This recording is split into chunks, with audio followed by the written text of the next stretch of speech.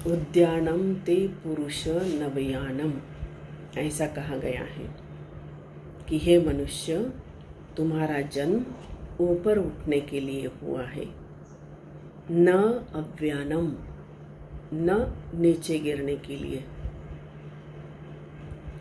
ऋग्वेद का वचन है ना, आरोह तमसो ज्योति, अंधेरों से प्रकाश की ओर चलो, अंधेरों से उजाले की ओर हमें बढ़ना है, और यही हमारे जीवन का लक्ष्य भी है।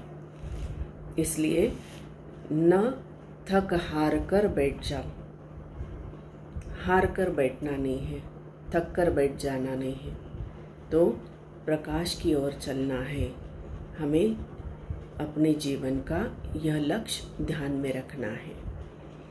तो धर्म क्षेत्र कुरुक्षेत्र में जब दोनों सेनाएं, कौरव सेना और पांडवों की सेना जब युद्ध भूमि में पहुंची, दोनों सेनाएं आमने सामने खड़ी थी।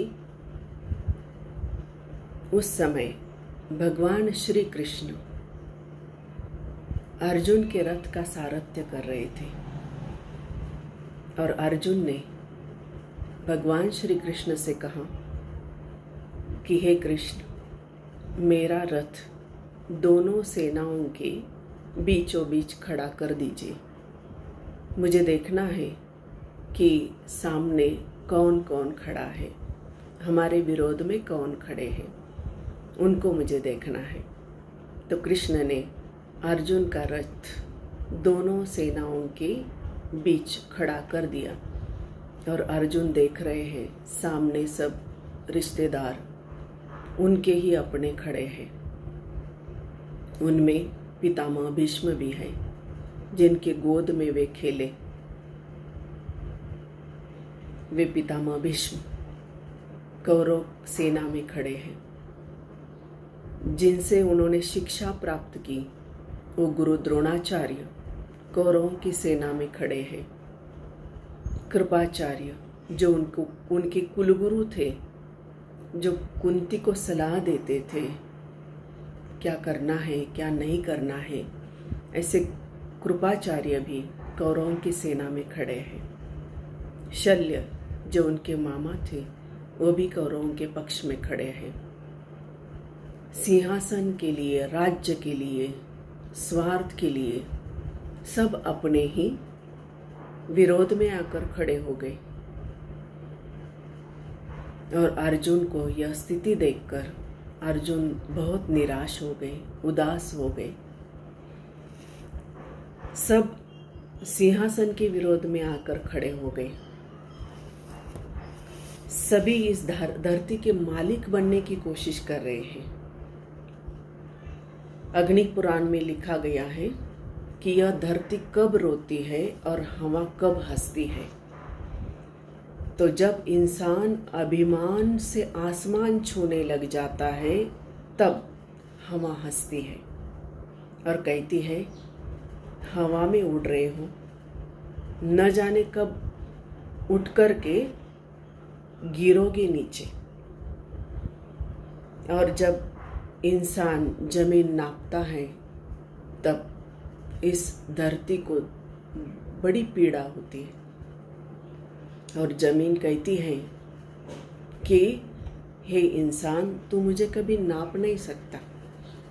तू एक ही दिन इस जमीन को नाप पाएगा, जब तेरा शव आखिरी बार यहाँ लेटेगा।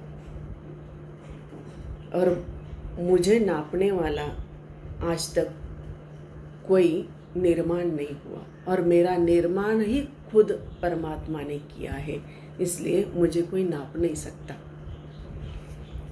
तो सब यह स्थितियां देखकर अर्जुन का मन विषाद से भर गया, निराश हो गया, और देख रहा है कि राज्य के लिए, स्वार्थ के लिए लोग लड़ने मरने को तैयार हो गए, एक दूसरे को चोट पहुंचाने के लिए तैयार हो गए।